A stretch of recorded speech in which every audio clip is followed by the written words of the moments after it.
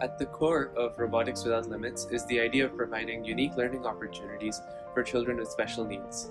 For almost 1 year, we have been conducting robotics workshops where children learn how to build, program, and control smart interaction robots in order to prepare them for the technological world. As of now, parents of children with special needs have great difficulty finding inclusive learning opportunities for their kids. Before I founded this organization, I had been teaching Scratch programming to children with special needs.